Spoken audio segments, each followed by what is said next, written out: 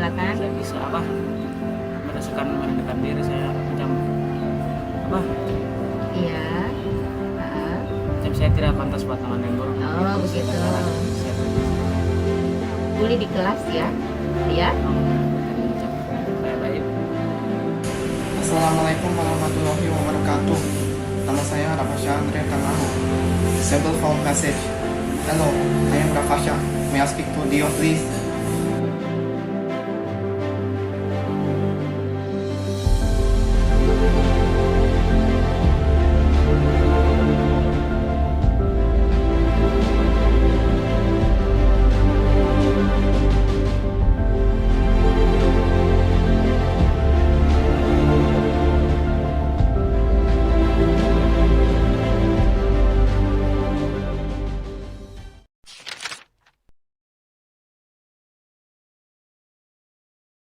Kalau Wahyu itu di mata teman-teman itu saya akui dia tugas itu dia yang paling lengkap, itu dia. Dan begitu juga kalau di mata guru dia itu tugas lengkap, teman-teman belum ada itu dia sudah ada, itu dia. Baru dia jadi tempat teman kalau tidak ada tugas, Wahyu tugas ini sub kita minta, itu dia.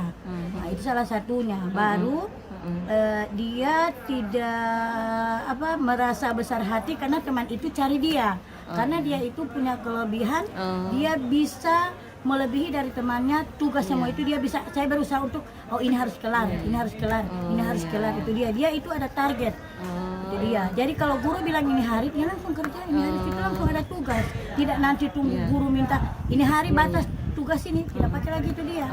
Guru tidak pernah minta batas ini harus ini tugas terakhir ini hari, dia punya itu memang sudah ada. Jadi teman ini cari dia, Wahyu mana untuk kita punya, Wahyu kita minta, kita minta, itu dia.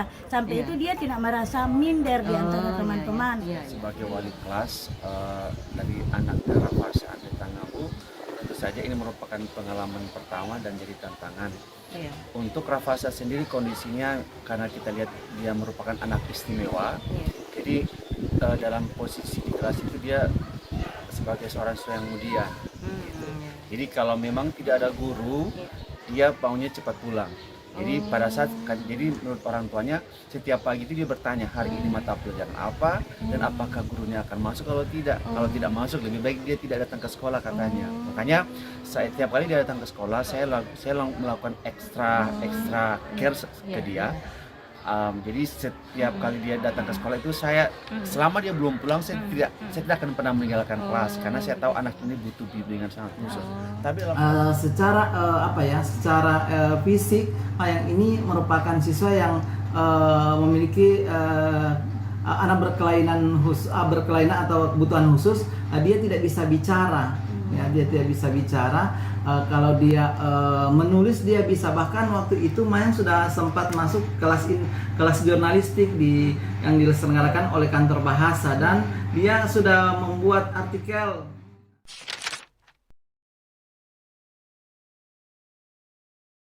Kalau KBM itu kalau dia bahasa insaf sama itu tidak ada, cuman dia penjas, itu yang susahnya. Kalau dia penjas otomatis dia kayak lari jarak jauh, dia tidak bisa. Dia senam dia masih bisa ini, itu dia. Tapi kalau sudah senam lompat dia tidak bisa. Jadi yang nilainya pasti bagaimana? dia PJOK.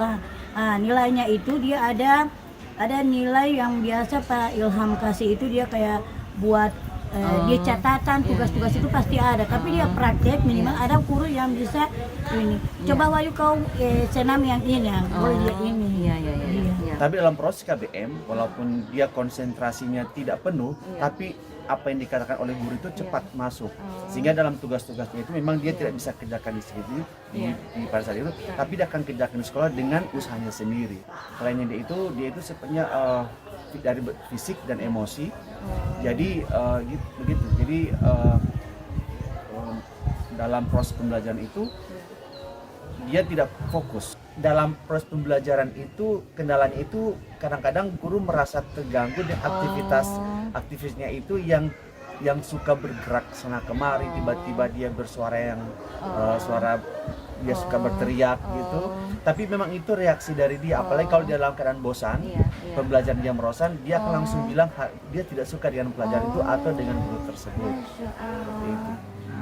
Kemudian untuk kompetensinya di multimedia, karena ini banyak praktek, Mayang ini bisa melakukan hal-hal yang yang diajarkan melalui praktek di lab. Bahkan dia punya nilai lebih dari teman-temannya. Dan waktu itu dia waktu PKL dia ditempatkan di dinas sosial atas permintaan, karena si Mayang ini juga merupakan salah satu anak berkebutuhan khusus di bawah bimbingannya Ibu Gubernur. Jadi dia sempat mendapatkan fasilitas kursi roda yang diserahkan langsung oleh Ibu Gubernur. Kalau tidak salah itu acara apa saya lupa.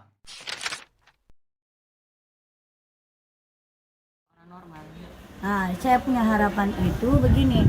Ya ini kan sekarang prakerin di kantor Kementerian Ikanwil kan. Nah, saya berusaha supaya dia ini dapat kerja, karena saya tahu orang tuanya ini kan hanya wira swasta.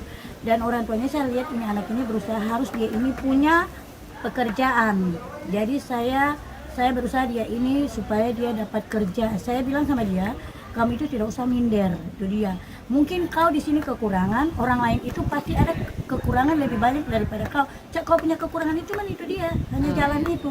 Tapi orang lain punya lebih banyak. Pasti kau tidak akan tahu kan, karena kau punya kekurangan orang bisa lihat, tapi orang lain punya kekurangan kau tidak bisa lihat. Jadi bagaimana DP cara kau tunjukkan bahwa kau itu bisa, kau bisa kerja. Secara ini kan kau bisa tahu komputer. Kalau menurut pendapat saya sebagai guru SMK, memang kan sekarang pemerintah memberikan jalan kepada anak-anak istrinya untuk bisa kerja dalam dunia seperti anak normal lainnya.